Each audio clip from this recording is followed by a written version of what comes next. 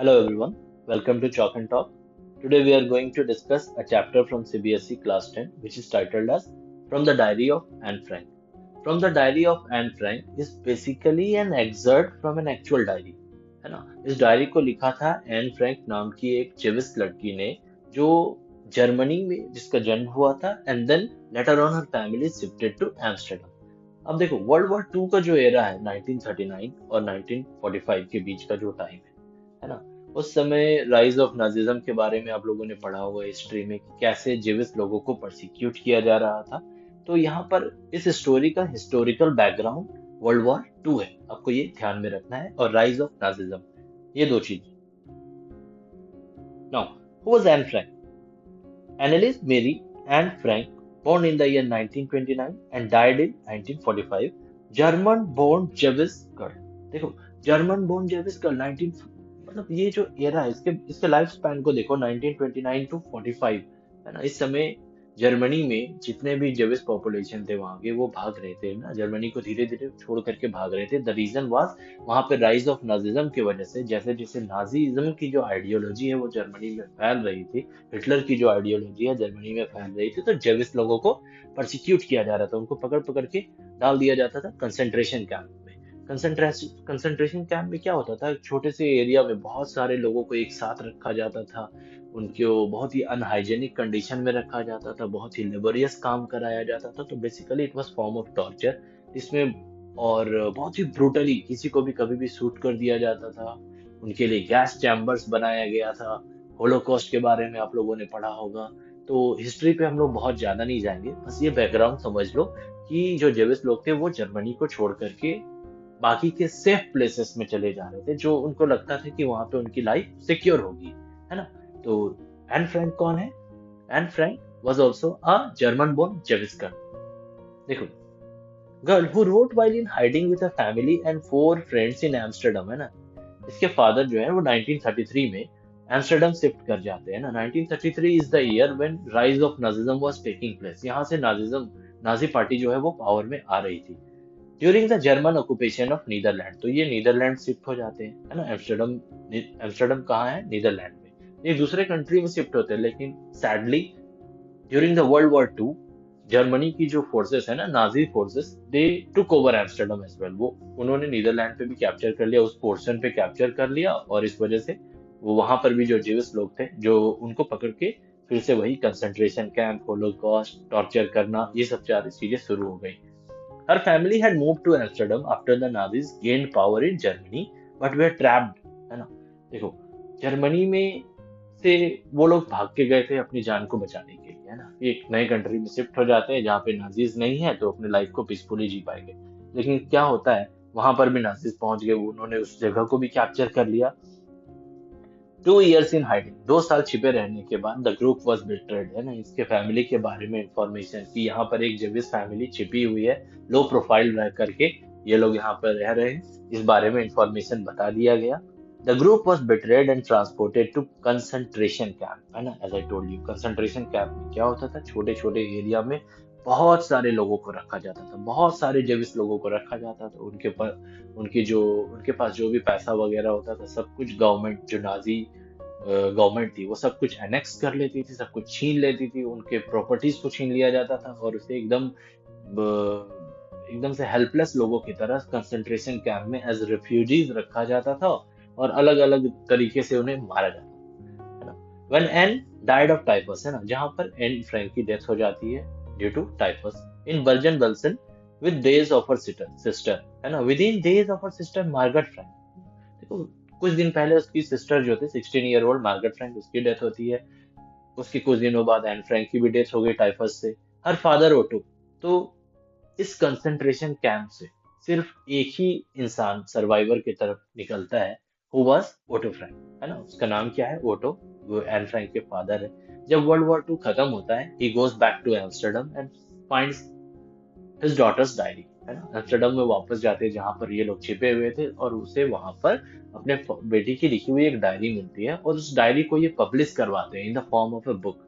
इस बुक को जो पब्लिश किया गया, it became one of the best seller. आगे चल करके ये बुक बहुत फेमस हुई, क्यों फेमस हुई? क्योंकि लोग जानना चाहते थे कि जर्मन ऑक्यूपेशन के समय, नाजी ऑक्यूपेशन के समय कैसा चल रहा था, है ना, लोगों की लाइफ कैसी चल रही थी, इन सब चीजों के बारे में लोग जानना चाहते थे, स्पेशली बच्चे का क्या पॉइंट ऑफ व्यू है। That's why this book became a best seller, है ना। तो ये है क्या बेसिकली, ये एक डायरी ही है। डायरी को लिखा गया, डायरी को पब्लिश कर दिया गया बुक के फॉर्म में। और ये डायरी को लिखने वाली जो एन फ्रैंक है, she was just a 13 year old girl, है ना। देखो, तो Otto Frank, the only survivor of the group, returned to Amsterdam after the war ended to find that her diary had been saved। और इस diary को उन्होंने publish कराया। And this is how her diary became one of the best seller. आगे हम discuss करते हैं chapter from the diary of Anne Frank. Writing in a diary is really strange experience for someone like me, not only because I have never written anything before, but also because it seems to me that letter or neither। इसका क्या कहना है ना कि इसे diary में लिखना बहुत अजीब लगता है। इसका रीजन ये है कि इसने पहले एक तो कभी कुछ लिखा नहीं है, और उसके साथ में ये भी लगता है ना कि कोई भी इंसान बाद में इंटरेस्टेड नहीं रहेगा ना उसकी डायरी को पढ़ने के लिए। ना तो वो खुद ही पढ़ना चाहेगी, ना ही कोई और will be interested in the musings of a 13-year-old school girl। है ना, इसकी एज क्या है अभी, 13 years। Well, it doesn't matter, I feel like writing and I have an even greater need to get all kinds of things off my chest, है ना। To get things off one's chest, इसका मतलब क्या होता है कि जो भी बातें हैं अपने दिमाग में, है ना, आपके मन में जो भी बातें चल रही है उसे कहीं पर बोल देना, उन चीजों को कहीं भी एक्सप्रेस करना, है ना। तो वो डायरी के through, because she doesn't have a friend, इसकी कोई दोस्त नहीं है, इसे किसी के साथ अपने फीलिंग्स को शेयर नहीं कर सकती है, तो इसने एक डायरी लिखना शुरू किया है। देखो, अब स्टोरी के कंटेक्स्ट में समझा जा सकता है कि इसकी कोई फ्रेंड क्यों नहीं है, because she is a Jewish girl, है ना। ये एक जेविश गर्ल है, एम्स्टर्डम में। हो सकता है फैमिली से इसे बोला गया होगा कि ज्यादा मिक्सअप नहीं होना है लोगों के साथ। क्यों? अगर इनके सीक्रेट, इनकी जो आइडेंटिटी है वो अगर आउट हो जाती है, लोगों को पता चल जाएगा, तो ये बहुत ज्यादा लोगों को अगर पता चल जाएगा तो जर्मन जो नाजीज है वो आ सकते हैं, है ना, इनको कंसंट्रेशन कैंप वगैरह में ले जा सकते हैं। Paper has more patience than people. I thought of this saying on one of those days when I was feeling a little depressed and sitting at home with my chin in my hands, है ना। sitting at home with my chin in my hands का मतलब होता है एकदम bore, जब करने के लिए कुछ नहीं है, बहुत ही सैड फील कर रही थी, कोई फ्रेंड नहीं है ना। तो इसके दिमाग में ये आइडिया आ रहा है कि पेशेंस, है ना। देखो, paper has more patience than people, है ना। लोगों को अगर अपनी कहानी सुनाओगे तो इट्स पॉसिबल कि वो मना कर देंगे, है ना, बोर हो जाएंगे, वो बोल देंगे कि ठीक है, अब आगे और कुछ सुनने की अभी इच्छा नहीं है। इस तरह का बात लोग बोल सकते हैं, लेकिन पेपर से ऐसा रिप्लाई कभी नहीं मिलेगा। That's why she says paper has more patience than people. Bored and listless, listless का मतलब होता है जब करने के लिए कुछ भी नहीं हो। Wondering whether to stay in or go out, I finally stayed where I was brooding. Brooding का मतलब होता है किसी चीज को लेकर के बहुत ज्यादा डीप थॉट में खोया रहना। Yes, paper does have more patience, and since I am not planning to let anyone else read this stiff bag notebook. अपने डायरी के बारे में बात करिए ना। डायरी का कवर जो होता है वो कैसा होता है, रिजिड होता है, स्टिफ होता है। Grandly referred to as diary unless I should ever find a real friend, है ना। देखो, जब तक, इसका क्या कहना है कि जब तक इसे कोई एक्चुअल, कोई एकदम से रियल फ्रेंड नहीं मिल जाए, ये अपनी डायरी को किसी और को पढ़ने के लिए नहीं देगी। और आयरनी क्या है कि यहाँ पर अभी इसकी जो डायरी वो पूरी दुनिया पढ़ रही है ना, डायरी ऑफ एन फ्रैंक हम लोग पढ़ रहे हैं, है ना, इंडिया में बैठ करके। देखो, और ये क्या चाहती थी कि इसकी डायरी बस इसके एक बेस्ट, इसकी कोई बेस्ट फ्रेंड ही पढ़े। Unless I should ever find a real friend, it probably won't make a bit of difference. Now I am back to the point that prompted me to keep a diary, है ना। अब ये बता रही है ना कि किस वजह से इसने एक डायरी रखने का प्लान किया। What was the reason? I don't have a friend, इसकी कोई फ्रेंड नहीं है। देखो, let me put it more clearly, since no one will believe that a 13-year-old girl is completely alone in the world, है ना। एक 13-year-old girl किसी भी स्कूल वगैरह में देख लो, कहीं भी देख लो, उनके पास उनका फ्रेंड का एक बहुत बड़ा ग्रुप होता है। तो ऐसा कौन मान सकता है कि 13-year-old गर्ल है और उसकी कोई फ्रेंड ही नहीं है। And I am not. देखो, अब ये बता रही है क्या कि ऐसा नहीं कि उसकी कोई फ्रेंड नहीं है। आई हैव लविंग पेरेंट्स, है ना, ये एकदम अलोन नहीं है। Loving parents, 16-year-old sister, sister का नाम क्या है, Margaret Frank. And there are about 30 people I can call friends, है ना। सारे लोग, जितने रिलेटिव्स वगैरह, सबको ये फ्रेंड्स बोल सकती है। I have a family, loving aunts and a good home. No, on the surface I seem to have everything. तो अगर कोई सुपरफिशियली देखे तो इसके पास सब कुछ है except my one true friend, लेकिन एक ट्रू फ्रेंड जो होता है ना वो नहीं है। All I think about when I am with my friends is having a good time. I can't bring myself to talk about anything but ordinary everyday. ये चाहते हैं कि इसकी एक फ्रेंड बन जाए जिसके साथ एवरीडे ऑर्डिनरी थिंग्स के बारे में ये बात करे कि कैसा उसके लाइफ में क्या क्या चल रहा है ना, जैसा लोग करते हैं अपने फ्रेंड्स के साथ। हमेशा कुछ बहुत ड्रास्टिक टाइप का थोड़ा ही होता है शेयर करने के लिए। हम्म। We don't seem to be able to get any closer and that's the problem। देखो, ये बोल रही है we don't seem to be able to get any closer है ना, इसका रीजन क्या हो सकता है? इसका रीजन ये है, सिंपल सा रीजन ये हो सकता है कि इसके पेरेंट्स ने बोल के रखा है कि बाहर के बच्चों से स्कूल जाते हो तो वहाँ पे बच्चों से बहुत ज्यादा मिक्सअप नहीं होना है, बहुत ज्यादा फ्रेंडली नहीं होना है। क्यों? क्योंकि फ्रेंडली होगे तो वो आपके बारे में सब कुछ जान जाएंगे, आपके रिलीजियस आइडेंटिटी को जान जाएंगे। और अगर बहुत लोगों को पता चल जाएगा कि Anne Frank and her family these are Jewish people, तो क्या होगा? जैसे जैसे ये लोग इनके बारे में जो इंफॉर्मेशन है वाइड स्प्रेड होती चली जाएगी, फिर अगर नाजीज तक पहुंच गई तो वो पहुंच जाएंगे कंसंट्रेशन कैंप में ले जाने के लिए। तो बच के रहना, अंडर मतलब एक बोला जाता है ना लो प्रोफाइल रहना। Maybe it's my fault that we don't confide in each other in any case. Confide का मतलब होता है अपने मन के बात को बताना। तो ये कह रही कि अपने फीलिंग्स को, अपने मन की बातों को ना अपने फ्रेंड्स के साथ ये कन्फाइड नहीं करती, बताती नहीं है। In any case that's just how things are, है ना। क्यों नहीं बताती है? अभी हम लोगों ने डिस्कस किया, शायद पेरेंट्स से ही ऐसा इंस्ट्रक्शन मिला हो। In any case that's just how thing are and unfortunately they are not liable to change.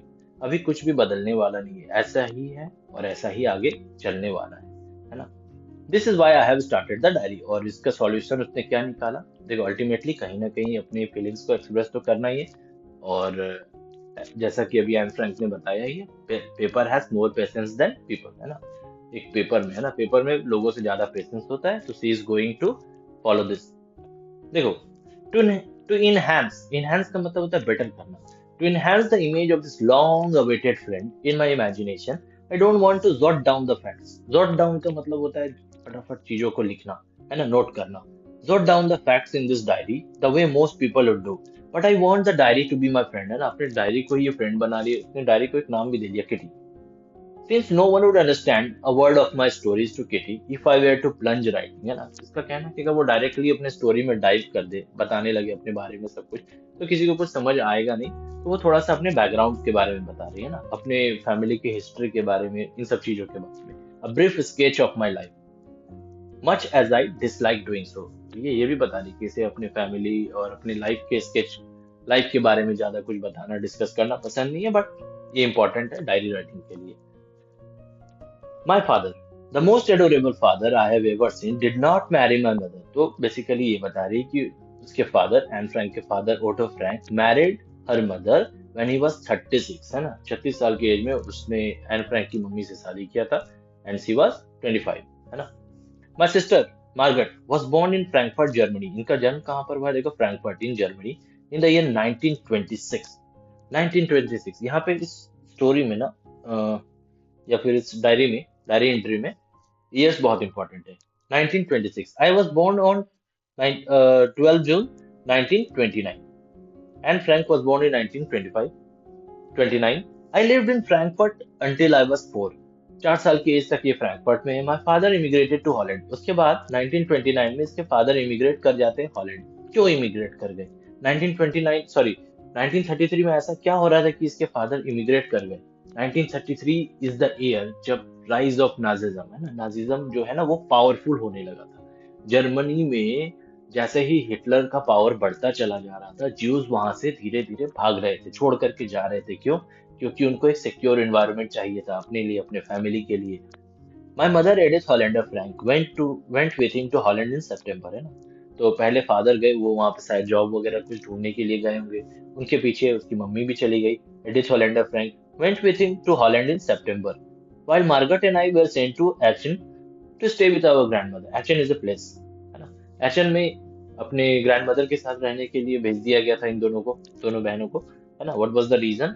क्योंकि फादर को अभी स्टैब्लिश होना था। Amsterdam is a new place. देखो, अपना सब कुछ स्टैब्लिश, जॉब, अपने प्लेस को छोड़ करके, अपने होमलैंड को छोड़ करके ये लोग जा रहे थे, दूसरे कंट्री में शिफ्ट हो रहे थे, सिर्फ इसलिए ताकि लाइफ थोड़ा सिक्योर्ड रहे।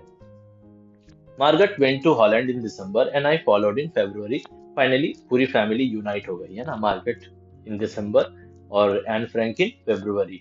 अब यहाँ पे उसके पेरेंट्स भी हैं, मदर भी है Edith Hollander, Otto Frank father, Margaret Frank sister और वो खुद एन फ्रैंक। ये बता रही है कि फरवरी में जब वो वहां पे पहुंचती है, when I was plunged down on the table as a birthday present for Margaret, है ना। ये सिर्फ 4 साल की थी और मार्गरेट फ्रैंक के सामने इसे बर्थडे प्रेजेंट की तरह रख दिया गया था। I started right away at Montessori nursery school, है ना। ये कौन से स्कूल में पढ़ने के लिए गई थी? Montessori nursery school. until I was 6, at which time I started in the first form, है ना। सबसे पहले अपने क्लास, अपने बचपन के बारे में ये बता रही है कि ये नर्सरी स्कूल में ये एम्स्टर्डम शिफ्ट होते ही ये सीधा नर्सरी में इसे एडमिट कर दिया गया when she was 6 years old। देखो, in the sixth form, my teacher was Mrs. Cuprus, the headmistress. At the end of the year, we both were in tears as we said a heartbreaking farewell. In the summer of 1941, Grandma fell ill and had to have an operation, है ना। Six form में जब ये class 6 में आ गई थी, उस समय मिसेस क्यूप्रेस उसकी हेड मिस्ट्रेस थी और at the end of the year we both were in tears, है ना। फेयरवेल का टाइम आ गया था, उसे स्कूल चेंज करना था। प्राइमरी के बाद हम लोग मिडिल स्कूल जाते हैं, मिडिल के बाद हाई स्कूल। वैसे ही यहाँ पर एम्स्टर्डम का भी अपना कोई स्कूलिंग सिस्टम होगा। तो ईयर के एंड में जब फेयरवेल हो रहा था, हेड मिस्ट्रेस और एन फ्रैंक सब सारे बच्चे, है ना, they were all in tears, सब लोग रो रहे थे। इन द समर ऑफ 1941, 41 में क्या होता है, उसकी ग्रैंडमा बीमार पड़ गई, हैव एन ऑपरेशन, सो मैं बर्थडे पास्ट। अब उस समय जब घर पे कोई बीमार है, बहुत ज्यादा ऑपरेशन वगैरह हो रहा है, तो ऐसे सिचुएशन में birthday pass with little celebration, तो बर्थडे पे कुछ खास सेलिब्रेशन हुआ नहीं। 1942 जनवरी, है ना, ग्रैंड मदर की डेथ हो जाती है। No one knows how often. अब ये बता रही है ना, ये बच्ची अपने फीलिंग को एक्सप्रेस कर रही है कि how often I think of her, अपनी ग्रैंड मदर को ये बहुत मिस करती है, still love her. This birthday celebration in 1942, अब 1942 में जब इसका बर्थडे फिर से आ रहा है, was intended to make up पिछले साल की जो बर्थडे सेलिब्रेशन था वो बहुत ही लाइट था। Why? Because of her grandmother's illness, है ना। अब तो ग्रैंड मदर रही नहीं, तो इस बार थोड़ा सा मेकअप करना था, इसे बर्थडे को प्रॉपर वे में बनाना था। And Grandma's candle was lit along with the rest, है ना। तो इसके बर्थडे के दिन along with Anne Frank's candles, there was a candle lit for grandmother as well, है ना। The four of us are still doing well, and that brings me to the present date, 20th June 1942। ये जो date है, यहाँ से diary की story शुरू होती है ना, वो अपने उस पर्टिकुलर दिन के बारे में बताएगी, डायरी एंट्री में जो लोग करते हैं। एंड द सोlemn डेडिकेशन ऑफ माई डायरी, यहाँ पर स्टोरी का इंट्रोडक्शन है, सॉरी अपने डायरी का इंट्रोडक्शन, इंट्रो पार्ट खत्म होता है और यहाँ से डायरी राइटिंग शुरू होती है। इसने अपने डायरी को नाम दिया हुआ है किटी, है ना। So this is how the diary begins.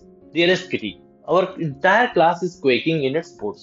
देखो यहाँ पे टेंस चेंज हो गया, है ना। Entire class is quaking in its boot, है ना। इसने एकदम से प्रेजेंट कंटिन्यूअस में लिखना शुरू कर दिया, प्रेजेंट टेंस में लिख रहा है सब कुछ। क्यों? Because it is written in the form of a diary entry और ये प्रेजेंट डेट में आ चुकी है। What is the date here? 20th June 1942। 20 June 1942 के दिन ये इसकी क्लास में क्या हो रहा है? Entire class is quaking its boat, है ना। सारे बच्चे अपने पैर से ना जूता पटक करके आवाज कर रहे हैं। The reason of course is the forthcoming meeting in which teachers decide who will move up to the next form and who will be kept back. किन बच्चों को आगे की क्लास में भेजना है, किन बच्चों को अभी इसी क्लास में रिटेन करना है, इन सब चीजों के पीछे टीचर्स जो है वो डिसीजन ले रहे हैं। Half the class is making bets, है ना, और बच्चे बेट लगा रहे हैं ना कि कौन अगले क्लास में जाएगा, कौन नहीं जाएगा। G N and I laugh ourselves silly. तो जीएन एन फ्रैंक के साथ कोई बैठी हुई है, तो उसकी एक फ्रेंड होगी, और ये इन दोनों को बहुत हंसी आ रही है कि पीछे दो बच्चे बैठे हुए हैं ना, दो लड़के बैठे हैं, उनका नाम है सीएन और एक का नाम है जेक्स। इन दोनों के बीच में एक बेट लगा हुआ है। बेट क्या है? देखो, from morning to night it's you are going to pass, no I am not. एक बच्चा बोलता है you are going to pass, और दूसरा क्या बोलता है? No I am not. नहीं नहीं तुम पास कर जाओगे, नहीं नहीं नहीं अब तो कोई चांस नहीं। Yes you are, no I am not, है ना। तो एक यस बोल रहा है, एक नो बोल रहा है। एक बोल रहा है कि तुम आगे वाले क्लास में जाओगे, दूसरा इतना कॉन्फिडेंस है अपने फेलियर के बारे में कि बार बार बोल रहा है कि no I am not going to be there. Even G is pleading glances, है ना। जी कौन है? जी ये जीएन को बोल रही है ना, जी इज प्लीडिंग ग्लांसेस। तो जी है ना, उन लोगों से रिक्वेस्ट कर रही है ना, अपने लुक से रिक्वेस्ट कर रही है कि प्लीज बी क्वाइट, है ना, चुप हो जाओ, है ना। ये जो सवेरे से तुम लोग कर रहे हो, you are going to the next class, no I am not, you are going to pass, no I am not, है ना, ये बंद कर दो। और बीच बीच में एन फ्रैंक भी उससे एकदम से एंग्री लुक दे रही है, लेकिन फिर भी वो लोग चुप नहीं हो रहे, उनका चल ही जा रहा है ना। If you ask me there are so many dummies, है ना, एन फ्रैंक का कहना है कि इसकी क्लास में इतने डमीज, इतने बेवकूफ बच्चे भरे हुए हैं, that about a quarter of the class should be kept back, है ना। क्लास में एकदम क्लास का 1/4 पोर्शन को तो रिटेन ही कर लेना चाहिए। But teachers are most unpredictable creature, है ना, लेकिन टीचर के बारे में तो कुछ हम बोल नहीं सकते, पता नहीं वो कब क्या डिसीजन ले ले, है ना। तो टीचर्स को ये अनप्रेडिक्टेबल क्रिएचर बोल रही है। देखो, I am not so worried about my girlfriends and myself, we will make it, है ना, ये अपने फ्रेंड्स को लेकर के श्योर है कि ये लोग तो पास हो जाएगी। The only subject I am not sure about is maths, है ना, जो काफी बच्चे जिससे डरते हैं ना, मैथ्स। मैथ्स सब्जेक्ट में इसे उतना कॉन्फिडेंस नहीं है, सी थिंक्स की probably she is not going to pass in mathematics. Anyway, all we can do is wait until then, we keep telling each other not to, है ना। अब कर भी क्या सकते हो, रिजल्ट आने वाला है, रिजल्ट डिक्लेयर होने वाला है, तो बैठ करके वेट करो, है ना, और देखो क्या होता है। We keep telling each other not to lose heart, है ना। तो एक दूसरे को, है ना, ये अपनी फ्रेंड और इसकी फ्रेंड से एक दूसरे को ये लोग क्या कर रहे हैं, हिम्मत दे रहे हैं ना कि to not to lose heart, है ना, ठीक है, हम लोग पास हो जाएंगे, आगे आगे वाली क्लास में जाएंगे। I get along pretty well with all my teachers, इसका कहना है कि सारे टीचर्स के साथ इसका अच्छा खासा बनता है। There are 9 of them, 9 teachers, 7 men and 2 women। Mrs Keesing, है ना, sorry, Mr Keesing the old fogey who teaches maths, है ना। मिस्टर कीजिंग के बारे में ये क्या बोल रही है, द ओल्ड फोगी, ऑर्थोडॉक्स, है ना, एक बहुत ही ऑर्थोडॉक्स टाइप के टीचर है, वो teachers maths was annoyed with me for ages, है ना, वो बहुत दिनों से एन फ्रैंक से एकदम अनॉयड है, चिढ़े हुए हैं। क्यों? Because I talk so much, है ना, उसका रीजन क्या है, एन फ्रैंक अपने क्लास में बात बहुत करती है ना, बहुत बात करती है। After several warnings he assigned me extra homework and essay on the subject a chatterbox, है ना। बार बार क्लास में बात करते हुए जब ये पकड़ी गई, तो मैथ्स टीचर ने ऐसे राइटिंग का होमवर्क दे दिया। देखो, a chatterbox, a chatterbox, what can you write about that, इस टॉपिक पे आखिर क्या ही लिखा जाए।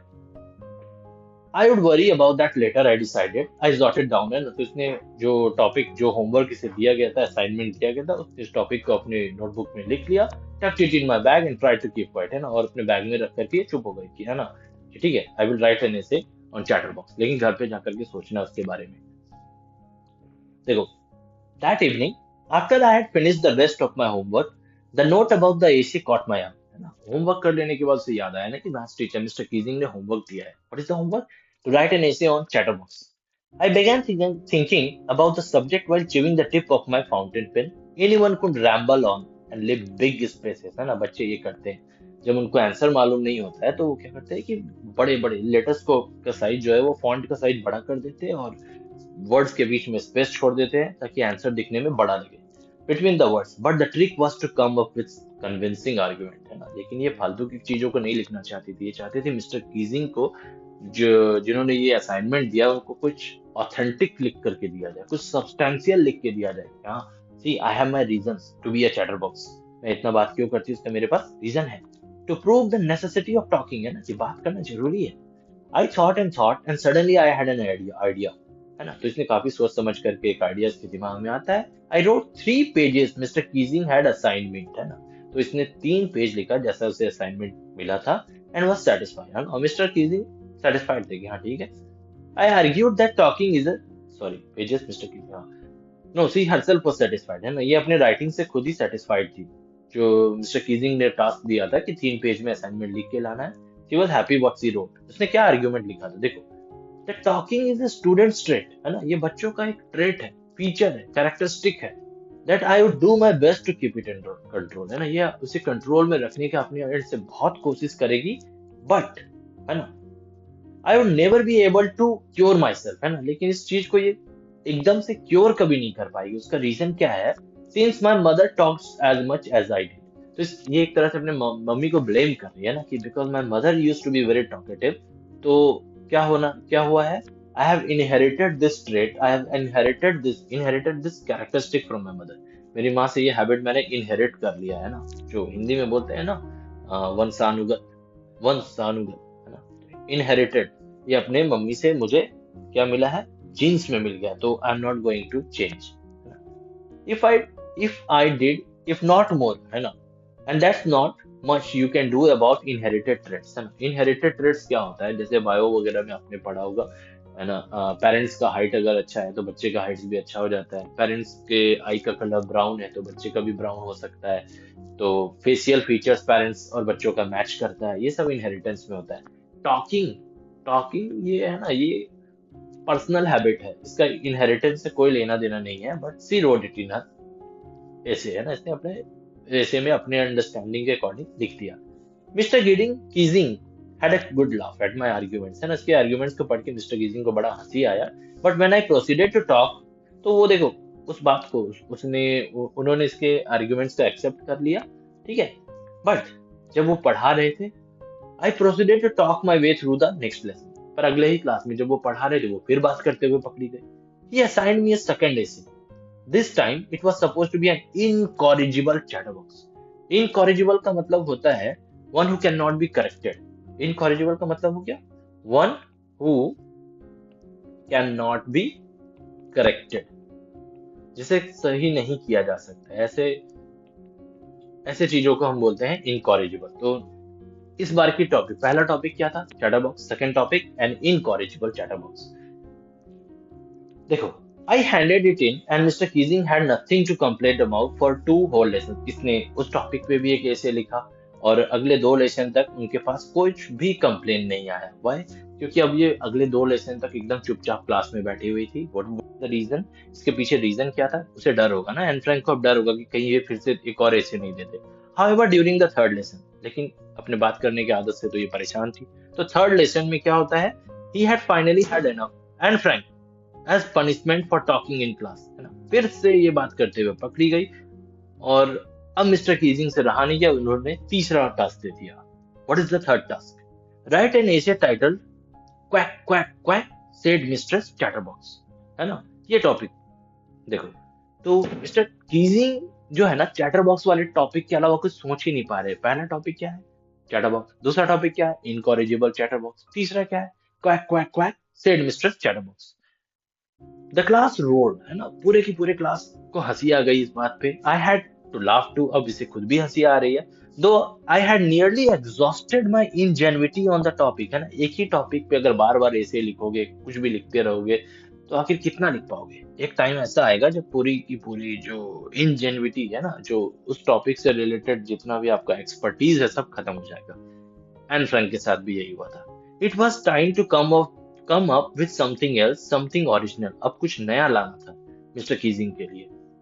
माई फ्रेंड सेन, है ना, देखो अब अपने फ्रेंड को मेंशन कर रही है यहाँ पे, who is good at poetry offered to help me write an essay from beginning to end in verse, है ना, उसने एसे को एक वर्स के फॉर्म में, पोएट्री के फॉर्म में लिखने का सजेशन दिया। And I jumped for Joy, है ना। तो देखो एन फ्रैंक भी इस चीज को एंजॉय कर रही है। उसे मिस्टर कीजिंग और एन फ्रैंक के बीच में एक थोड़ा सा टचल टाइप का चल रहा है, और ये एन फ्रैंक भी एंजॉय कर रही है कि हाँ, आप ऐसे लिखने के लिए दो, मैं लिख करके लाऊंगी। Mister Keesing was trying to play a joke on me with this ridiculous subject, है ना, ये अजीबो गरीब सब्जेक्ट जो है ना, मिस्टर कीजिंग ने उसे जानबूझ करके दिया था उसका मजाक बनाने के लिए। तो बच्चे देखो, इसमें एन फ्रैंक के पॉइंट ऑफ व्यू को प्रेजेंट किया गया ना, उसे ऐसा लग रहा है कि मिस्टर कीजिंग उसका मजाक बनाना चाहते हैं, पर ऐसा नहीं। टीचर्स को याद भी नहीं रहता है कि बच्चे क्या कर रहे हैं, क्लास में कितनी बदमाशी कर रहे हैं। उस पॉइंट ऑफ टाइम में अगर बच्चे को करेक्ट करने के लिए, सही रास्ते पे लाने के लिए कुछ भी सुटेबल लगता है तो टीचर्स उसे करते हैं।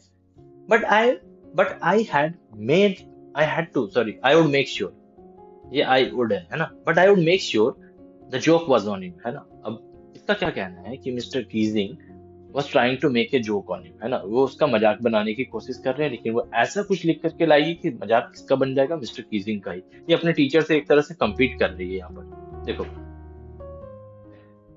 I finished my poem, है ना, I finished my poem and it was beautiful. It was about a mother duck, है ना, इसने एक poem लिख दिया about a mother duck and a father swan with 3 baby ducklings, है ना, एक mother duck है, एक father swan है और 3 baby ducklings है who were bitten to death, है ना। और इस poem में स्टोरी क्या है कि ये जो father swan है ना, वो तीनों डकलिंग्स को चोंच मार मार के, है ना, bitten to death by the father because they quacked too much, है ना, ये बच्चे जो है बहुत क्वैक क्वैक करते थे। तो फादर स्वैन ने क्या किया, फादर क्वैन स्वैन ने क्या किया, beaten to death by the father because they quack too much, क्योंकि बच्चे बहुत बात करते थे, इसलिए उन्होंने उसे चोट मार मार के मार दिया।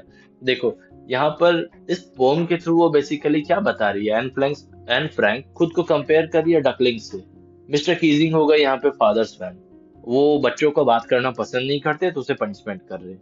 Luckily mister Keesing took the joke right way, लेकिन मिस्टर कीजिंग जो है ना वो भी थोड़ा, देखो टीचर है, वो एन फ्रैंक को करेक्ट करना चाहते थे, वो उसके बदमाशी को कम करना चाहते थे कि क्लास में ध्यान दे, ये नहीं करे, है ना। बट ऐसा थोड़ी कि वो उसे परेशान करना चाहते थे, वो उसको करेक्ट करना चाहते थे बस। देखो, he read the poem to the class, उन्होंने इस जोक को अच्छे से लिया, वो भी ह्यूमरस वे में उन्होंने लिया, स्पोर्टिंगली लिया। He read the poem to the class adding his own comments, है ना, पूरे क्लास में उन्होंने पोएम्स को पढ़ के सुनाया। And to several other classes as well, और बाकी के क्लास में भी जाकर के उन्होंने, मतलब उन्होंने इस पोएम को पसंद किया। Since then, I have been allowed to talk and haven't been assigned any extra homework. इसके बाद से एन फ्रैंक को क्लास में थोड़े बहुत बात करने की परमिशन दे दी गई, and haven't been assigned any extra homework, और कोई एक्स्ट्रा होमवर्क नहीं दिया जा रहा था। ऑन द contrary, बल्कि क्या हो रहा था, mister Keesing always making joke, है ना, mister Keesing is always making joke this day. अब आजकल वो क्लास क्लास में काफी हंसी मजाक करने लगे हैं। मिस्टर कीजिंग क्यों करने लगे ऐसा, देखो, एन फ्रैंक का जो पोएम था ना उसमें उस पोएम में जो फादर स्वैन है, वो डकलिंग्स को सिर्फ इसलिए मार देते हैं क्योंकि डकलिंग्स बहुत ज्यादा क्वैक क्वैक करते थे, बहुत ज्यादा बोलते थे, बात करते थे। क्लास में सबसे ज्यादा कौन बात कर रहा है अभी, एन फ्रैंक, और एन फ्रैंक को कौन पनिश कर रहा था बार बार, मिस्टर कीजिंग। तो मिस्टर कीजिंग ओब्वियसली ऐसा इंप्रेशन नहीं बनाना चाहते होंगे कि वो भी फादर स्वैन के जैसा ही क्रूएल है, जो इनडायरेक्टली रेफर किया जा रहा था उस पोएम में। तो उन्होंने अपने इंप्रेशन को ठीक करने के लिए अब क्लास में और ज्यादा मजाक करना वो शुरू कर दिया ना। देखो, always making joke this days, कि वो फ्रेंडली टीचर है ये दिखाने के लिए। Yours and and this is where the diary entry ends, extracted from the diary of young girl. देखो, the diary of young girl ये एक बुक है ना। इस बुक में एन फ्रैंक की डायरी को पब्लिश किया गया है ना, विद स्लाइट अडेप्टेशन, इसमें थोड़ा बहुत चेंज भी किया गया। अडेप्टेशन का मतलब होता है जैसे कि इस चैप्टर को प्रेजेंट किया गया ना, इस चैप्टर को प्रेजेंट किया गया, उसके एक छोटे से डायरी के एक छोटे से पोर्शन को लेकर के आपके लिए एक चैप्टर बना दिया गया, इसे भी हम लोग अडेप्टेशन बोलते हैं। देखो, what is the theme of this chapter? The theme of Anne Frank's diary revolves around self-expression and resilience, है ना। resilience का मतलब होता है ability to fight back and longing for companionship. It highlights the universal struggle of growing up. तो हाँ, universal struggle of growing up, चाहे वो एक जेविस गर्ल हो during the world war two in Germany and Amsterdam, या फिर कोई India में बैठे हुए बच्चे हो, है ना, सबका ग्रोइंग अप का जो ग्रो वाला जो एज होता है ना, जो फेज होता है ना, उसमें हर किसी को स्ट्रगल करना पड़ता है। एन फ्रैंक के केस में ये बहुत ही ज्यादा डिफिकल्ट था, क्योंकि देखो, although it has not been directly mentioned in the story, directly तो इन सब चीजों को मेंशन नहीं किया गया है स्टोरी में, लेकिन आप समझ सकते हो कि वो बहुत ज्यादा फ्रेंडली नहीं हो सकती, जैसे घर से इंस्ट्रक्शन दिया गया होगा कि आपको बाहर स्कूल भी अगर जाते हो तो फ्रेंडली बहुत ज्यादा नहीं होना है, आपको बहुत ज्यादा लोग अगर नोटिस करेंगे आपके बारे में, जो बहुत लोगों को अगर पता चलेगा, तो ये न्यूज जो है ना वो धीरे धीरे नाजीज तक पहुंच जाएगी, that there is a Jewish family living over there. इस पर्टिकुलर जगह पे जेविस लोग रहते हैं, एक जेविस फैमिली रह रही है, तो उनको परसिक्यूट किया जाएगा, उनको उठा करके ले जाएंगे, कंसंट्रेशन कैंप में डाल देंगे, क्योंकि ऐसा तभी चल रहा था। तो इस वजह से शायद ऐसा इंस्ट्रक्शन दिया गया होगा, है ना। और इस वजह से एन फ्रैंक की कोई बहुत फ्रेंड नहीं है, बहुत ज्यादा फ्रेंड्स नहीं है, और उसे that's why she is writing diary, है ना, वो डायरी लिखना उसने इसलिए शुरू ही किया है ताकि देखो इस एज में अपने एक्सप्रेशंस, अपने फीलिंग्स को एक्सप्रेस करना बहुत जरूरी होता है। फ्रेंड है नहीं तो कहाँ पे करे, सो ही स्टार्टेड राइटिंग डायरी। हाँ, देखो, ये चैप्टर का समरी यहाँ पे दिया गया है, but we have already discuss the entire chapter, तो समरी को आप नोट्स में अपना यूज कर सकते हो। एंड ये वोकेबलरी पोर्शन है। देखो क्या है, म्यूजिंग्स का मतलब क्या हो गया, थॉट्स, ब्रूडिंग, इंगेजिंग इन डीप थॉट, है ना, कुछ एकदम गहरी सोच में डूबे रहना। क्वेकिंग, जो आवाज होता है पैर वैर से, है ना। अनप्रेडिक्टेबल, अनप्रेडिक्टेबल का मतलब जिसे प्रेडिक्ट नहीं किया जा सकता, जिस चीज के बारे में पहले से हम कुछ सोच नहीं सकते। ऐसे ही और भी बहुत वर्ड्स हैं, इनकॉरिजिबल, कन्फाइड, इंट्रोस्पेक्टिव, सोलेस, इन सारे वर्ड्स को, imagination, candid, resilience, inheritable, wishful, humorous, optimistic, इन सारे वर्ड्स को अपने नोट्स में यूज करना। वर्ड मीनिंग्स यहाँ पे ऑलरेडी प्रोवाइडेड है। These are the short answer. NCERT book में जितने भी क्वेश्चन आंसर्स हैं, अगर उतना कर लोगे it will be more than enough, है ना। आपके बोर्ड एग्जाम्स के लिए उससे ज्यादा करने का कोई जरूरत ही नहीं है, आराम से क्वेश्चंस जो भी उसी से आता है, और चैप्टर को समझ लो, क्वेश्चन आंसर्स कर लो, it is more than enough. है ना. These are some more short answer type questions जो आपके एनसीईआरटी में दिया गया है. You can use this points. Answer में जो भी यूज किया गया ना, जो भी प्रेजेंट किया गया इसे point as a point use कर सकते हो और अपने खुद के आंसर्स को फ्रेम करो. शॉर्ट आंसर्स को हमेशा ना 50 वर्ड्स तक में ही आंसर करना होता है, याद रखना. शॉर्ट आंसर्स के लिए 40 to 50 words are more than enough. बहुत लंबा नहीं लिखना है. 3 मार्क्स इसमें आ जाता है. These are some more short answer type questions. Long answer के लिए क्या बताया गया है? 6 मार्क्स है ना. इट कैरीज 6 मार्क्स और 120 वर्ड्स, है ना. ये दिमाग में हमेशा रखना है. आंसर को प्रॉपरली प्लान करो, उसके बाद लिखना. So what you are suppose to do, इस चैप्टर के जितने भी क्वेश्चन आंसर्स यहाँ पे दिए गए, अच्छे से गो थ्रू दिस आंसर्स. अपने नोट्स में इसे प्रॉपरली बनाओ, है ना. नोट्स कॉपी बनाओ और एग्जाम के पहले अगर रिवाइज करते रहोगे तो इट विल बी सफिशिएंट. आसानी से अच्छा नंबर आ जाएगा, है ना. सही. वैसे ही सारे लॉन्ग आंसर टाइप क्वेश्चंस को देख देख करके लिख लेना, या फिर अपने ही वर्ड्स में लिखना. It will be better. अगर अपने वर्ड्स में लिखोगे तो सबसे बेस्ट होगा.